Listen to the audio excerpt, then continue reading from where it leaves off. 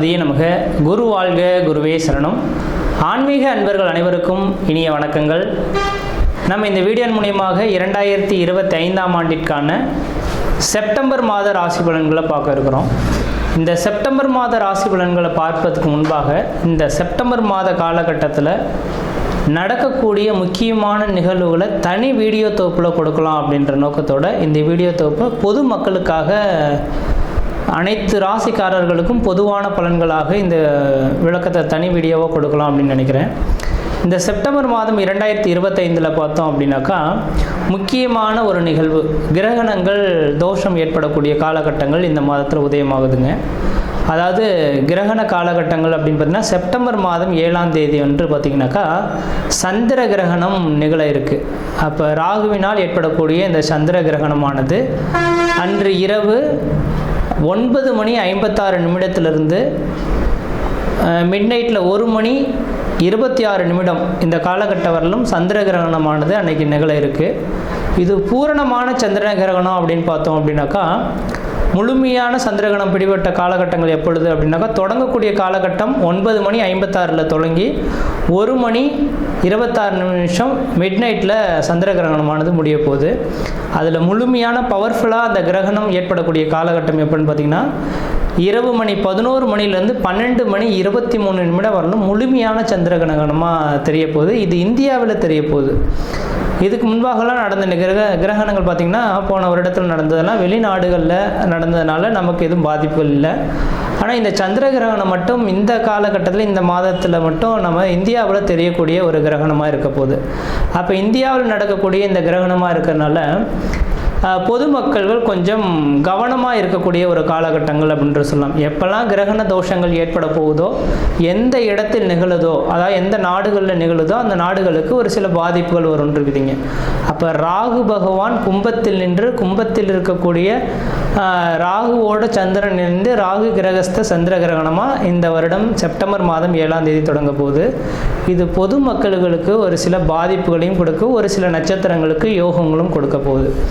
அதில் முக்கியமாக பார்த்திங்கன்னா கர்ப்பிணி பெண்கள், இந்த கர்ப்பிணி பெண்கள் இந்த நேர காலகட்டத்தில் கண்டிப்பாக வீட்டை விட்டு வெளியே வராமல் இருக்கிறது நல்லாயிருக்கும். சந்திர கிரகணம் இரவு நேரத்தில் நடைபெறதுனால பெரிய லெவலில் பாதிப்புகள் இருக்காது மக்களுக்கு. ஏன்னா அந்த நேரத்தில் மக்கள் அனைவருமே வீட்டு உள்ளதாக இருக்கும். முக்கியமாக இந்த நேரத்தில் கர்ப்பிணி பெண்கள் மிக மிக மிக கவனமாக இருக்கக்கூடிய காலகட்டங்கள். இந்த கிரகண தோஷங்களில் கொஞ்சம் வெளியில் வந்து சுற்றி உலாவணும், அந்த கிரகணத்தை பார்க்கணும் அப்படின்ற மாதிரி கர்ப்பிணி பெண்கள் மட்டும் நினைக்கிறாங்க அப்படின்னாக்கா அதோட கதிர்வீச்சு அதிகமாக இருக்கிறதுனால பிறக்கக்கூடிய குழந்தைகளுக்கு ஒரு சில பாதிப்புகளை கொடுக்கலாம். அதனால் அந்த கர்ப்பிணி பெண்களுக்காகவே இந்த வீடியோ கொடுக்கணுன்ற நோக்கத்தோடு நான் இந்த வீடியோவை தொகுப்பை கொடுக்குறேன். அப்போ அந்த கர்ப்பிணி பெண்கள் தெளிவாக சொல்ல விரும்புகிறேங்க, அன்று பகல் அந்த கிரகண தோஷங்கள் ஏற்படுவதற்கு முன்பாக, அதாவது 10 மணிக்கு 9 மணி 56 நிமிடத்துக்கு தொடங்க இருக்குது, 10 மணிக்கு தொடங்குறதாவே எடுத்துங்களேன். அப்போ அதிலிருந்து 4 மணி நேர காலகட்டங்கள் முன்பாகவே உணவை எடுத்துக்கொள்கிறதா சிறப்பை தரும். அப்போ அந்த நேரத்தில் மட்டும் கொஞ்சம் முடிஞ்ச அளவுக்கு பார்த்துக்குங்க. தண்ணி வந்து அருந்தலாம். அந்த தண்ணியில் தர்பை புல் போட்டுட்டு நீங்கள் வச்சுக்கிறது நல்லாயிருக்கும். அதாவது சொல்லப்போனால் அன்று சாயந்தரம் சூரியன் அஸ்தமனம் ஆகிறதுக்கு முன்பாகவே அந்த கர்ப்பிணி பெண்கள் மற்ற எல்லாருமே உணவை வந்து அருந்திடுறது சிறப்பாக இருக்கும். அதுக்கு 6 மணிக்கு பிறகு பார்த்தீங்க அப்படின்னாக்கா உணவு சாப்பிடக்கூடாது. அப்போ சாப்பிட்டோம் அப்படின்னாக்கா செரிமான பிரச்சனைகள் ஏற்படலாம். இது சந்திரனால் ஏற்படுறதுனால உணவு சம்மந்தப்பட்ட உணவினால தான் பாதிப்புகள் அதிகமாக வரதுக்கு வாய்ப்புகள் இருக்குது. அதனால் 6 மணிக்கு பிறகு எந்த ஒரு உணவுப் பொருட்களும் நீங்கள் எடுத்துக்கொள்ளக்கூடாது. அடுத்து தண்ணீர் மட்டும் வேணால் தாகம் இருந்தால் அதை தர்பை புல்லை மட்டும் போட்டு வச்சுட்டு அந்த தண்ணியை மட்டும் பயன்படுத்திக்கலாம் அப்போது தேவை இருந்தால் மட்டும். இல்லையேல் அன்றைய நைட்டு முழுவதும் கொஞ்சம் முடிஞ்ச அளவுக்கு எல்லா உணவுப் பொருட்களையும் தவிர்த்து கொள்வது சிறப்பை தருன்றவிதிங்க. வெளியில் வந்து சுற்றி உலாவுறதை கொஞ்சம் குறைச்சி கொள்வது சிறப்பை தரும். அனைத்து மக்கள்களுமே தெளிவாக சொல்ல வரேங்க. எல்லாருமே இப்போ வந்து நவீன காலங்கள் வந்துருச்சு இல்லைங்களா. இப்போ சந்திர கிரகணத்தை பார்க்கணும் அப்படின்ற நோக்கத்தோட மக்கள் பார்த்தோம் அப்படின்னாக்கா அந்த வீடியோ தொகுப்புலாம் கொடுத்துருப்பாங்க, சென்னையெல்லாம் ஏற்பாடு செய்திருப்பாங்க, பார்க்க இருப்பாங்க. அது முடிஞ்ச அளவுக்கு பார்த்தீங்க அப்படின்னாக்கா நான் குறிப்பிட்ட நட்சத்திரக்காரங்கள் மட்டும் அந்த மாதிரியான தொகுப்புகளுக்கு போகாமல் இருக்கிறது தான் விசேஷத்தை கொடுக்கும். அதாவது கும்ப வீட்டில் நடக்க இருக்குது. இந்த கும்ப வீட்டில் இருக்கக்கூடிய சதயம், பூரட்டாதி, உத்திரட்டாதி சதயம், பூரட்டாதி, உத்திரட்டாதி இந்த 3 நட்சத்திரக்காரர்களும், புனர்பூசம், விஷாகம் மொத்தம் இந்த 5 நட்சத்திரக்காரர்களும் கம்பல்சரி வெளியில் வராமல் இருந்துக்குங்க. கர்ப்பிணி பெண்கள் எப்படி இருக்கணுமோ அதே போல் சதயம், பூரட்டாதி, உத்திரட்டாதி, புனர்பூசம், விஷாகம் இந்த 5 நட்சத்திரக்காரர்களும் கர்ப்பிணி பெண்களும் அந்த நேர காலகட்டத்தில் வெளியில் வராமல் இருக்கிறது தான் சிறப்பை தரும். அவர்களுக்கு முழுமையான ஏன்னா அதோட அவங்களோட 1-5-9 அதோட கனெக்டிவிட்டியில் தான் இந்த ராகு கிரகஸ்த சந்திர கிரகணமானது தொடங்க இருக்குது. அதனால் இந்த நபர்களுக்கு மட்டும் பாதிப்புகள் அதிகமாக இருக்கும். இவர்கள் வெளியில் வராமல் இருக்கிறது விசேஷத்தை கொடுக்கும். மற்ற நபர்கள் வெளியில் போகலாம். அதே போல் வயது மூத்தவர்கள் 60 வயதுக்கு மேற்பட்ட நபர்களும் வெளியில் வராமல் இருக்கிறது விசேஷத்தை கொடுக்குன்ற விதிங்க. இது அப்போ அந்த நேர காலகட்டத்தில் அந்த கிரக காரத்துவம் பெரிய லெவலில் பாதிப்பை தராத மாதிரி உங்களுக்கு தெரியலாம். அந்த கிரகண தோஷங்கள் ஏற்பட்டு அடுத்த 40 நாட்களுக்கு பிறகு தான் அதோட பாதிப்புகள் கொஞ்சம் அதிகரிக்கிறத பார்க்க முடியும். இப்போ உடல் ரீதியான தொந்தரவுகளை ஏற்படுத்தலாம். உணவு குழாய் சம்மந்தப்பட்ட பிரச்சனைகள் இந்த நபர்களுக்கு வரலாம். அதனால் கொஞ்சம் கவனமாக இருங்க. இந்த நான் சொன்ன இந்த 5 நட்சத்திரக்காரர்களும் மறுநாள் பார்த்தீங்க அப்படின்னாக்கா காலையில் எழுந்து பச்சை தண்ணியில் குளிச்சுட்டு விநாயகர் கோயிலுக்கு போயிட்டு அர்ச்சனை பண்ணிட்டு வர்றது விசேஷத்தை கொடுக்குங்க. ஏன்னா ராகு கேதுவின் கண்ட்ரோலை பண்ணக்கூடிய சக்தி விநாயகர் பெருமானுக்கு மட்டுமே உண்டு. அப்போ மறுநாள் செப்டம்பர் 7ஆம் தேதி நைட்டு இந்த கிரகணம் தொடங்க இருக்குது. செப்டம்பர் 8ஆம் தேதி அன்று பார்த்தீங்க அப்படின்னாக்கா விநாயகர் கோயிலுக்கு போயிட்டு குளிச்சுட்டு நல்லெண்ணெய் தீபம் போட்டு வழிபாடு செய்துட்டு வந்தீங்க. இந்த 5 நட்சத்திரக்காரர்கள் வழிபாடு செய்துட்டு வந்தால் இதனால் தோஷங்களை கண்ட்ரோல் பண்ணக்கூடிய சக்தி விநாயகருக்கு உண்டு. ஏன்னா ராகு கேதுவின் 2 கிரகத்தையுமே அடக்கக்கூடிய சக்தி இந்த விநாயகருக்கு இருக்கிறனால அவரோட சொல்லுக்கு கட்டுப்படுறதுனால இந்த 5 நட்சத்திரக்காரர்களும் வழிபாடு செய்து கொள்வது மிகப்பெரிய விசேஷத்தை கொடுக்குன்ற விதிங்க. அதே வேளையில் மற்ற ராசிக்காரர்கள் பெரிய லெவலில் பாதிப்புகளை எதுவும் தடாதுன்ற விதிங்க. அது இந்த கிரகணம் தொடங்கிடுச்சு அப்படின்னாவே அடுத்த அந்த இப்போ ஒவ்வொரு கிரகணமும் பார்த்தீங்கன்னாக்கா லாஸ்ட் இயர்லாம் 2-3 கிரகணங்கள் தொடங்கினது. ஆனால் இந்தியாவில் தெரியலை, அதனால் நமக்கு பாதிப்பு இல்லை.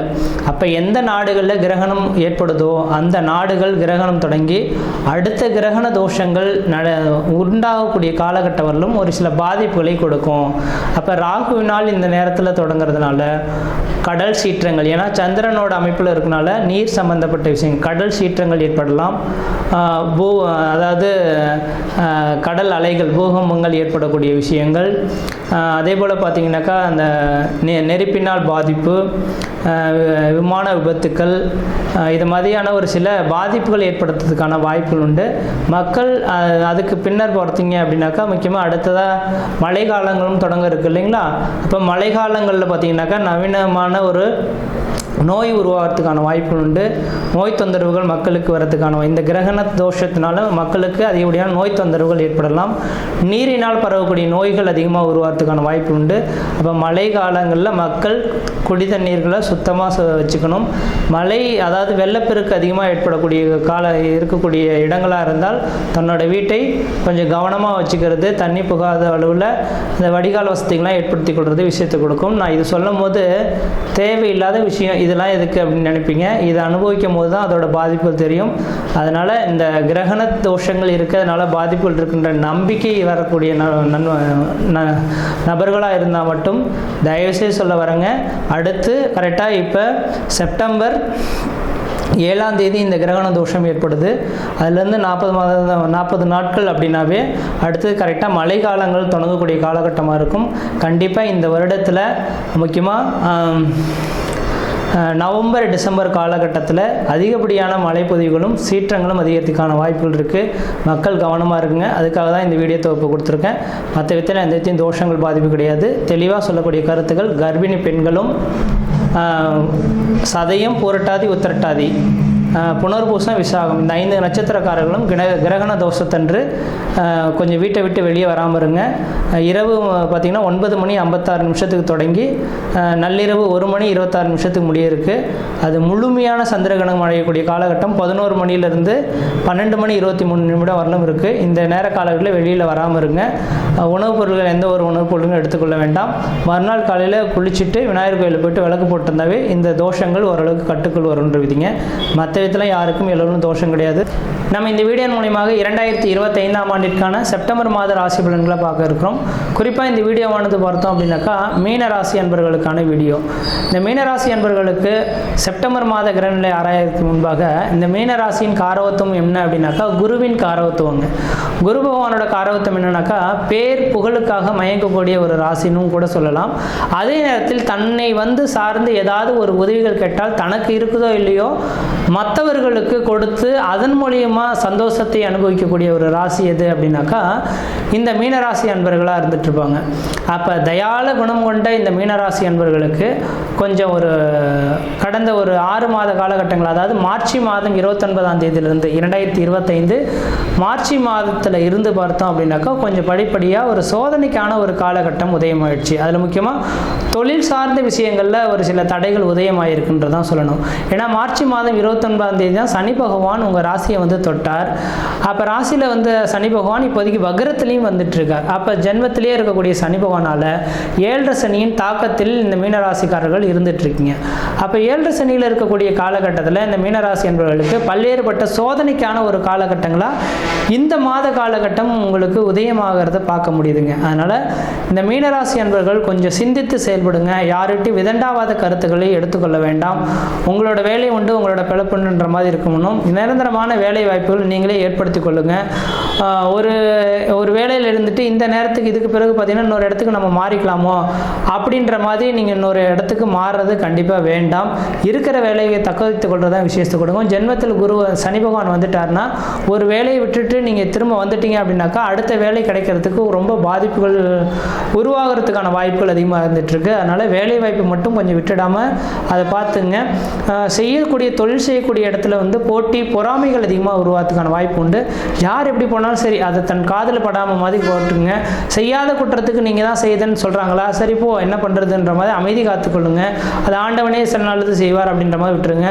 அதை நினச்சி நீங்கள் ஏதாவது எதிர்த்து பேசுகிறீங்கனாக்கா அதனால் மன உளைச்சல்களும் மன சஞ்சலங்களும் ஏற்படுறதுக்கான வாய்ப்புகள் உதயமாக போகுது. அடுத்து சனி பகவான் வக்ரம் பெறுறது ஒரு சில யோகத்தை கொடுக்கணுன்றீங்க. ஏன்னா 12ஆம் இடத்தை நோக்கி போகிறார். உங்கள் குடும்பத்தில் வருகின்ற டிசம்பர் மாதம் வரலும் ஒரு நல்லது நடக்க போகுது அப்படின்றீங்க. அப்போ சனி வக்ரத்தில் இருக்கக்கூடிய காலகட்டம் வரலுமே வெகு நாட்டில் தடைபட்டிருந்த ஒரு சில சுப நிகழ்வுகள், அதாவது மொட்டடிக்கிறது, காது குத்துறது, உங்கள் குலதெய்வத்துக்கு செய்ய வேண்டிய சடங்குகள், இது மாதிரி ஏதாவது சுப நிகழ்வுகள் இருந்தால் இந்த நேரத்தில் தான் நீங்கள் செய்ய தொடங்குவீங்க. கண்டிப்பாக இந்த நேரத்தில் செய்ய தொடங்குகிறது ஓரளவுக்கு நல்ல பலன்களை உங்களுக்கு ஏற்படுத்தி கொடுக்கும் அப்படின்றது சொல்லலாம். அடுத்ததாக பார்த்தீங்கன்னா இந்த சனி பகவானை காட்டிலும் உங்கள் ராசிக்கு ராசிநாதன் சொல்லக்கூடிய இந்த குரு பகவான் ராசிக்கு 4ஆம் இடத்துலேருந்து உங்களோட தொழில் ஸ்தானத்தை பார்க்கறதுனால 2026ஆம் ஆண்டு ஜூன் மாதம் வரலும் உங்களுக்கு தொழிலுக்கு எந்த விதத்துலையும் பாதிப்புகள் கிடையாது. ஒரு நிரந்தரமான உத்தியோகம் உருவாயிடும். ஆனால் அந்த உத்தியோகத்தை தக்க வைத்துக் கொள்வது தான் விசேஷத்தை கொடுக்கும். இந்த நேரத்தில் சொந்த தொழில் செய்துட்டு இருக்கீங்கன்னாக்கா அந்த சொந்த தொழிலில் ஓரளவுக்கு வளர்ச்சிக்கான ஒரு காலகட்டங்கள் உதயமாயிடும். பொருளாதார ரீதியான ஒரு வளர்ச்சிகள் சந்திக்கக்கூடிய காலகட்டங்கள் உருவாகுன்றீங்க. தனியார் துறையில் வேலை செய்துட்டீங்கன்னா உங்களுக்குன்ற மதிப்பு மரியாதை கௌரவம் கிடைக்கலாம். அல்லது அரசு உத்தியோகத்துக்காக முயற்சி எடுக்கீங்கன்னா நல்லா படிக்க ஆரம்பிங்க. கண்டிப்பாக 2026 ஜூனுக்குள்ளார உங்களுக்கு நிரந்தரமான அரசு உத்தியோகம் கிடைக்கிறதுக்கான வாய்ப்பு உண்டு. அதே போல் பார்த்தீங்கன்னா 4ஆம் இடத்துலேருந்து 10ஆம் இடத்தை பார்க்கறதுனாலையும் லக்னத்தில் உங்கள் ராசியில் சனி பகவான் இருக்கிறனாலையும் வெளிநாடு வெளி மாநிலம் போகணும்னு ஆசைப்பட்டீங்கன்னா கண்டிப்பாக அதுக்கான முயற்சி எடுத்தால் வெளிநாடு போகிறதுக்கான வாய்ப்புகளும் மிகவும் பிரகாசமாக இருந்துட்டு இருக்கிறத பார்க்க முடியுதுங்க. அடுத்தது இந்த குருபவனோட அமைப்பு 8ஆம் இடத்தை பார்க்கறதுனால மீனராசி அன்பர்களுக்கு யாருக்காவது உடல் ரீதியாக பாதிப்புகள் இருக்குது. முக்கியமாக அடிவயிறுக்கு கீழே மர்ம உறுப்புகளில் ஏதாவது பாதிப்புகள் இருக்குது, சர்ஜரி பண்ணணும் அப்படி இப்படின்ற மாதிரி ஏதாவது சொல்கிறாங்கனாக்கா கண்டிப்பாக இப்பயே போய் செக்கப் எடுத்து பார்த்துக்குங்க. ஏன்னா 8ஆம் இடத்தை குரு பகவான் பார்த்தால் அந்த இடம் வளர்ச்சிக்கான அமைப்புகள் உருவாகும். சனி பகவான் வேற உடம்புல ஜென்மத்தில் இருக்கனால அது பெரிய லெவலில் பாதிப்புகள் கொடுத்துறதுக்கான வாய்ப்பு உண்டு.